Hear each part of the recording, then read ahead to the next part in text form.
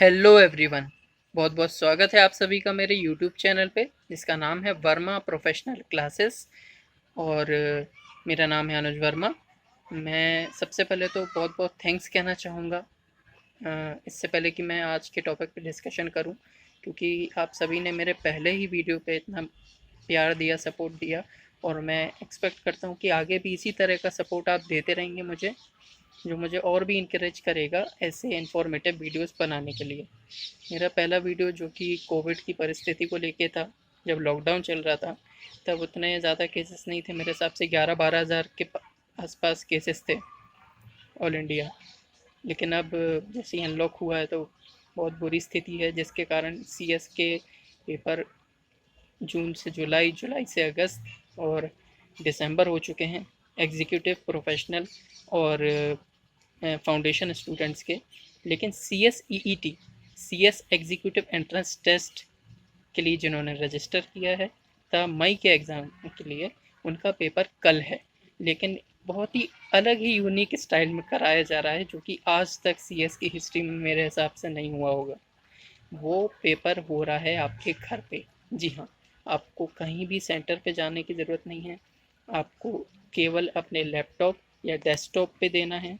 Mobile या tablet का use नहीं करना है, जो कि आप सब ने गाइडलाइंस पढ़ चुकी होंगी मेरे ख्याल से अब तक। तो मैं आज आपको क्या बताने आया हूँ, मैं आपको आज केवल इतना बताने आया हूँ कि आप जो कल एग्ज़ाम देने वाले हैं, तो आज का दिन आपका कैसा होना चाहिए। What should be your strategy before your exam, just one day before your exam. एक दिन पहले आपकी स्ट्रेटेजी कैसी होनी चाहिए एग्ज़ाम के लिए। हालांकि मैं सी एस का कोई फैकल्टी नहीं हूँ, लेकिन मैं एक स्टूडेंट हूँ, तो एग्जीक्यूटिव स्टूडेंट हूँ। मेरा दिसंबर में एग्ज़ाम है, तो उस हिसाब से मुझे लगता है कि मुझे अपनी सी एस फ्रेटर्निटी के लिए भी कुछ करना चाहिए, क्योंकि मैं बिलोंग करता हूँ उस कम्युनिटी को। तो मेरे हिसाब से मैंने कुछ पॉइंट्स कवर किए हैं और उस हिसाब से आपको काम करना चाहिए। तो स्ट्रेटेजी सबसे पहले ये होनी चाहिए कि आपकी कोई एक अभी नई स्ट्रेटेजी नहीं होनी चाहिए। तो अब आपको लग रहा होगा कि भाई आप तो बता रहे हैं कि स्ट्रेटेजी क्या होनी चाहिए और फिर बोल रहे हैं कोई स्ट्रेटेजी नहीं होनी चाहिए। मैं क्लियरली बताता हूँ। पॉइंट नंबर 1, सबसे पहला बात तो ये है कि कई लोगों को, कई स्टूडेंट्स को ऐसा लगता होगा कि सर हम तो भाई बहुत वीक स्टूडेंट रहे हैं स्कूल टाइम से और इतने अच्छे स्टूडेंट नहीं रहे हैं। तो बॉस ऐसा नहीं है। कई सी एस निकले हैं जो कि भाई बहुत ही नालायक रहे हैं शुरू से, और बहुत ही उनका नहीं परफॉर्मेंस रहा है अच्छा, जिनको सबने, फैमिली वालों ने, सबने, टीचर्स ने डिसरिगार्ड कर दिया कि भाई कुछ नहीं हो पाएगा। लेकिन वो सी एस बने हैं और आज अच्छा इनकम जनरेट कर रहे हैं, अपनी फैमिली के लिए अच्छा कर रहे हैं। तो ऐसा कुछ नहीं है। नंबर 1 एक ही चीज़ होनी चाहिए, आपका माइंडसेट अच्छा होना चाहिए। माइंडसेट पॉजिटिव रहेगा तो आपका परफॉर्मेंस भी जो है पॉजिटिव मिलेगा। हम स्टैंडर्ड कॉस्टिंग पढ़ते हैं, कॉस्टिंग, कॉस्ट अकाउंटिंग में जो आप लोग पढ़ते होंगे, पढ़ेंगे एग्जीक्यूटिव में थोड़ी बहुत, तो उसमें दो चीज़ आती हैं, फेवरेबल और एडवर्स। यानी कि फेवरेबल यानी जो चीज़ आपको जो आप चाह रहे हैं उसी आपके फेवर में रिजल्ट आ रहा है, और एडवर्स से जो जो कि नेगेटिव, जो आप सोच रहे हैं आपको वैसा रिजल्ट नहीं मिल रहा है। तो आपका पूरा माइंडसेट मैटर करेगा। अगर आप डरने लगोगे अभी से ही और एग्ज़ाम टाइम पे भी, तो वो नहीं, आपको उतना आपको फेवरेबल रिज़ल्ट नहीं देने वाला है, एडवर्स रिज़ल्ट ही मिलेगा। तो बिंदास बिल्कुल अपना माइंडसेट अच्छा करके चलिए जितना पड़ा है, और बिल्कुल भी डरने की ज़रूरत नहीं है, क्योंकि मैं ये अपने एक्सपीरियंस से बता रहा हूँ। मैं भी डर जाता था एग्ज़ाम में। तो आप बिल्कुल भी मत डरिए, बिंदास होके आपने जितना पढ़ा है ये सोच के चलिए, बस आपको एक एग्ज़ाम देना है और बिल्कुल भी टेंशन नहीं लेना। तो पॉइंट नंबर 1 तो ये हो गया कि आपको माइंडसेट है वो अच्छा रखना है। नंबर 2 ये है कि भाई अब सारे एमसीक्यू पेपर बेस्ड रहेंगे आपको, चारों सब्जेक्ट। वाइवा जो होना था वो नहीं होना है, ठीक है ना। लेकिन एक जो मैं कहूँगा मिथ है लोगों के मन में, कई लोग सोचते हैं कि भाई एमसीक्यू सब्जेक्ट जो है ना, एमसीक्यू पैटर्न में जो आते हैं वो बहुत इजी होते हैं भाई, 4 ऑप्शन ही तो होते हैं, तो डिस्क्रिप्टिव में तो हमें लिखना पड़ता है, लेकिन एमसीक्यू तो चल जाता है। ऐसा नहीं है, एमसीक्यू कई बल्कि डिस्क्रिप्टिव से ज़्यादा कठिन हो जाता है।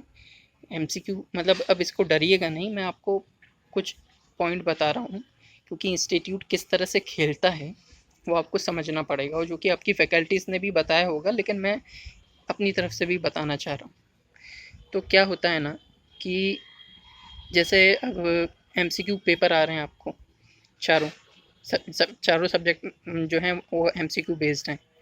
अब उसमें क्या है, कई चीज़ ऐसी नहीं है आपको भाई वो डायरेक्टली पूछ लेगा, तो वो आपको घुमाएगा जिसके आपके माइंड में कन्फ्यूजन क्रिएट हो। अब जैसे फॉर एग्ज़ाम्पल मैं आपको बताऊं कि टैक्स जो हम लोग को सब्जेक्ट है एग्जीक्यूटिव में, वो एमसीक्यू बेस्ड है, ठीक है।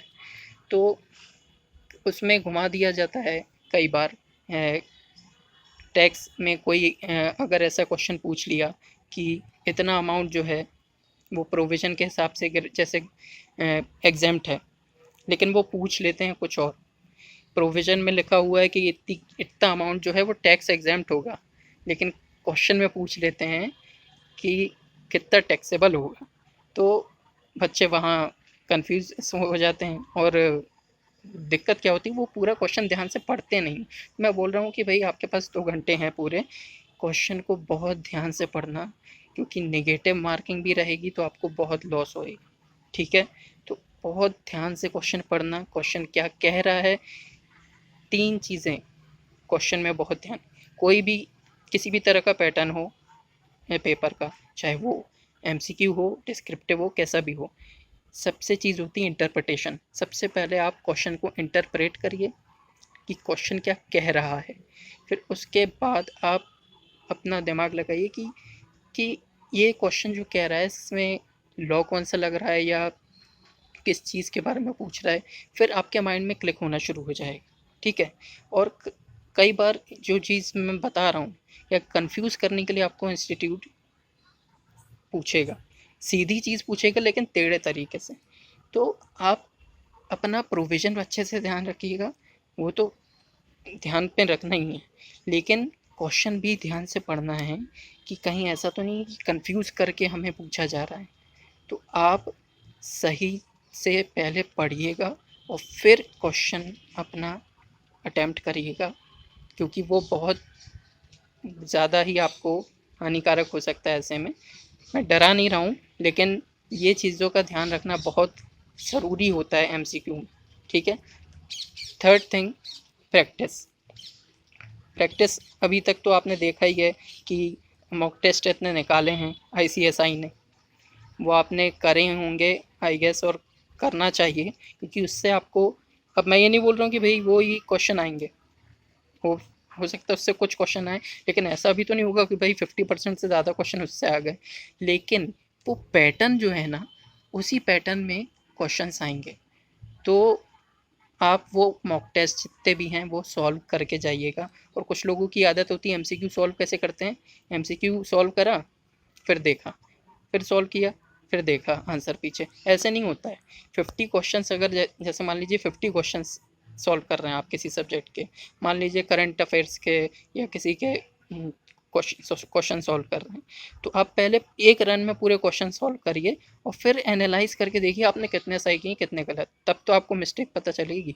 तो ऐसे नहीं होता है, ऐसे नहीं करिएगा कि क्वेश्चन पलटा पलटा के देख रहे हैं, ऐसे में ये करेक्ट वे ऑफ स्टडी नहीं है मेरे हिसाब से एमसीक्यू के लिए, ठीक है। मॉक टेस्ट आप सॉल्व करिए, इस तरीके से ही सॉल्व करिए। सेकंड थिंग, मॉक टेस्ट की बात मैंने बता दिया। दूसरी चीज़ ये है कि चारों सब्जेक्ट हैं जो आपके CSET में, अगर मैं बता दूं, CS एग्जीक्यूटिव एंट्रेंस टेस्ट में जो 4 सब्जेक्ट हैं, 2 सब्जेक्ट तो फाउंडेशन में जो थे वो अभी भी हैं, बिजनेस कम्युनिकेशन, बिजनेस इकोनॉमिक्स। उसके अलावा 2 नए सब्जेक्ट ऐड ऑन किए गए हैं, current affairs and legal aptitude and logical reasoning. ठीक है, तो ये जो दो सब्जेक्ट हैं ये नए ऐड करे गए हैं। अब क्या होता है ना, थ्योरिकल सब्जेक्ट अलग और प्रैक्टिकल भी सब्जेक्ट में थोड़ा सा डिफरेंस होता है। जैसे इकोनॉमिक्स में प्रैक्टिकल क्वेश्चंस भी आ सकते हैं आपको। ठीक है, अब क्या होता है ना, प्रैक्टिकल क्वेश्चंस में क्या होता है कि कोई भी न्यूमेरिकल है सपोज, उसको एक तरीके से सॉल्व नहीं किया जाता है, उसके कई तरह के रूट निकल सकते हैं। अब जैसे हम लोग कॉस्ट अकाउंटिंग हम लोग को एमसीक्यू बेस्ड है, वो भी अकाउंट्स का सब्जेक्ट है। न्यूमेरिकल कोई भी आता है तो उसके अलग अलग तरीके होते हैं, कोई शॉर्ट रूट से हो जाता है, कोई लॉन्ग रूट से हो जाता है, अलग अलग तरीके से सॉल्व किया जाता है, कोई भी न्यूमेरिकल किया जा सकता है। There are multiple roots formulas for solving any numerical, but मैं कहना क्या चाह रहा हूँ बॉस, आपको क्या करना है, मान लो अगर आप आज शाम को अगर आपको किसी दोस्त का फ़ोन आए कि अरे यार ये जो है ना, ये वाला न्यूमेरिकल जो देखा है मॉक टेस्ट में बहुत ज़्यादा आए हैं ये वाले, ये इसका एक मैंने नया तरीका निकाला है यार, इससे आंसर सही आ रहा है। आंसर सही आ भी रहा होगा, लेकिन नई चीज़ एक दिन पहले एग्ज़ाम के पहले आपको ट्राई बिल्कुल भी नहीं करनी। समझ में आए बात? तो ये चीज़ें आपको ध्यान में रखनी है कि आपको आपका माइंडसेट अच्छा रखना है, हंसते हुए पेपर देने जाना है, बिल्कुल टेंशन नहीं लेनी है। आपको अपना जो सॉल्व करने का तरीका मैंने बताया, प्रैक्टिस वैसे ही करना है, मॉक टेस्ट पैटर्न वैसा ही आएगा जैसे मॉक टेस्ट में दिया है। और तीसरी चीज़, कोई भी नई चीज़ एक दिन पहले नहीं, बहुत हानिकारक हो जाएगा। तो आपने जो जो पढ़ा है अपनी कोचिंग में, जो भी फैकल्टी से पढ़ा है, वही रिवाइज करिए अभी, और कुछ भी नई चीज़ को हाथ मत लगाइए। ठीक है, एंड लास्ट, चीटिंग बाजी नहीं करना। वेबकैम के थ्रू देखा जाएगा, इन्विजिलेटर देखेगा आपको। एक जब अपन पेपर देने जाते हैं वहाँ एक अलग बात होती है कि भाई चलो यहाँ अभी मुड़ गया है, अपन फिर पूछ लेंगे। यहाँ पे आपको बहुत हानिकारक हो जाएगा, तो चीटिंग करने की कोशिश मत करिएगा, क्योंकि कई केसेस हुए हैं ऐसे जिसमें भाई रजिस्ट्रेशन कैंसिल कर दिया है। तो आप अच्छे से पढ़े हो, सारी मेहनत बेकार जाएगी। अनफेयर मीन्स में मत रहना, क्योंकि ये बहुत ऑनलाइन में बहुत मैटर कर जाता है। बाकी सारी चीज़ जो मैंने बताई, माइंडसेट अपना अच्छा रखना, मॉक टेस्ट जितनी प्रिपरेशन अच्छी करी है, नई चीज़ बिल्कुल ट्राई नहीं करना, और अनफेयर मीन्स का सोचना भी मत, क्योंकि बहुत हानिकारक हो जाएगा आपको। और सारी चीज़ें एंड टाइम के लिए कुछ भी मत छोड़ना। वाईफाई कनेक्शन, ये सारी चीज़ कहीं ऐसा ना हो कि भाई कई लोग जियो फाई से चलाते हैं तो एंड टाइम पे नेट कनेक्शन का प्रॉब्लम हो जाए, क्योंकि ऑनलाइन एग्ज़ाम है, घर से होना है। तो सब कुछ तैयारी अच्छे से करना। Best of luck, all the best, thank you very much. और कमेंट बॉक्स में ज़रूर मुझे बताइए कि कैसा लगा मेरा वीडियो, और मेरी बहुत बहुत शुभकामनाएं आप सभी को, और आप सब रॉक करने वालों एग्ज़ाम में। All the very best to each and every one. Thank you.